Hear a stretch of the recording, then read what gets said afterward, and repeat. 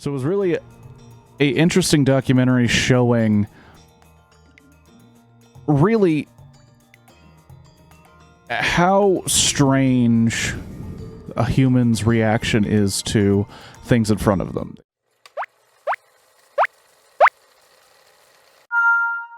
Hello and welcome to BlockBuster Reviews. If you don't know what that is, it is where I play a single game of Tetris Marathon and try and review a film before the blocks reach the top or until 150 lines.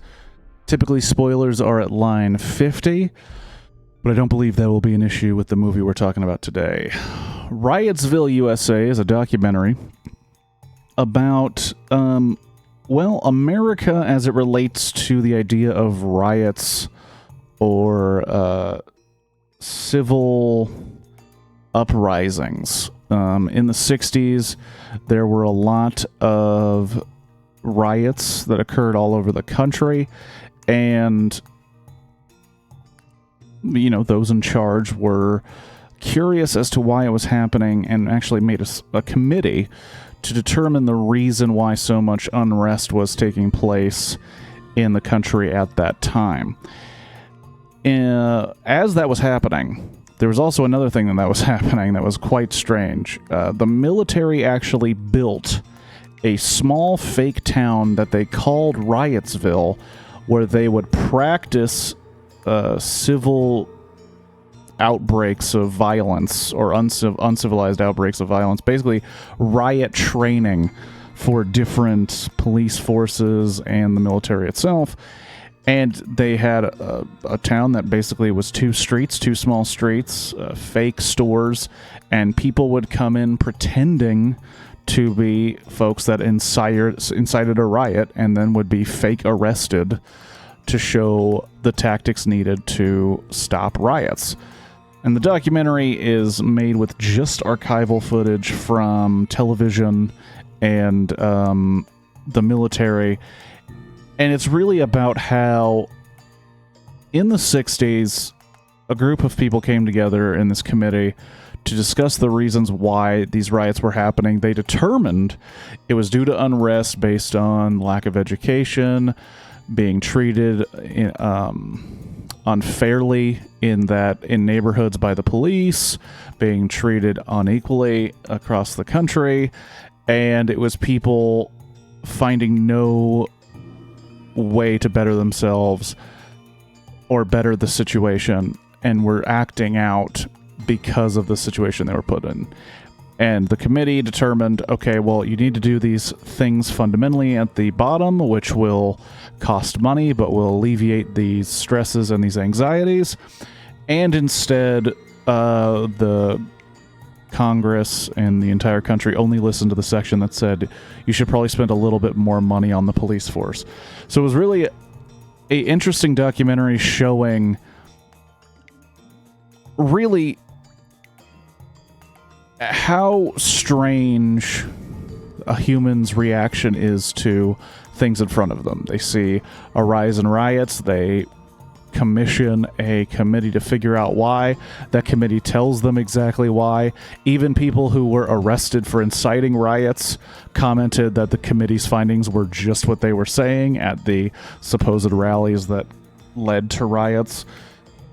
And the only thing that changed was the money being spent on the police force. Now, I could get into an argument and spend some time talking about racial inequality. I could talk about, income inequality. I could talk about racism in places of power. I could talk about all that. But I want to talk about this movie. I don't think the movie was very good. I think the message was important, and I do think that the information in it was very, very interesting and very important. However, I did not like how it was packaged. And I think those two things can exist. I agree with almost everything that the movie has to say about humanity and our reactions to what seems like random acts of violence is actually a cry for some sort of justice in a situation that seems hopeless. But I just think that this packaging was not the not exactly the best package to bring it into, just not the most interesting package to watch. It is all archival footage, and there was a moment that I was like, oh my gosh, if this movie did that, I would have loved it a lot, which was at one point the person doing the voiceover, which the movie is mostly archival footage and then voiceover, like spoken word, that I didn't really enjoy. But at one point, the person doing the voiceover mentions that if you ask the people who pretended to be in these riots at Riotsville, people pretending to start civil unrest, they don't know why they did it and they can't remember what it was like back then. I want those interviews. Like, I want a little less of the precursor to PBS versions of folks sitting around saying everything that we already know based on what's happening in this documentary. And I want more of the interview with the guy that took the job to be fake rioter number 7 at a fake town called Riotsville. I want to see the interviews with the people that filmed it. That there was because there's a lot of footage of them filming in Riotsville. There's people set up with cameras and lighting to film a fake riot, which is such a surreal idea. Make up a riot and then film it is what your job is to do. That's what I'd want to know. But they didn't do any actual interviews like that. Maybe they did, but it just didn't make the final movie. But those interviews would be infinitely more interesting to me. Almost like the documentary The Act of Killing, where they interview people who participated in genocide. And then, I believe, had them reenact some of their moments, and then they realize a little bit what they've done to other human beings. Stuff like that, where... Because there are people of color in those fake riots.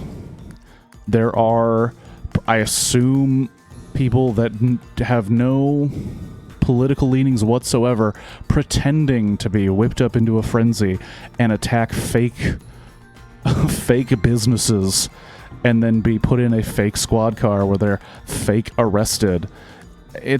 I just want to know more about that process. I want to know what the big bad army man told them how to act in Riotsville. And that's missing from this. I mean, like I said, there's some great information in the documentary. Parts of it are eye-opening and worth your time. But I will say I don't think it was the most engaging documentary. That's it. I believe it's on Hulu currently, I think. And maybe probably able to rent on Amazon Prime.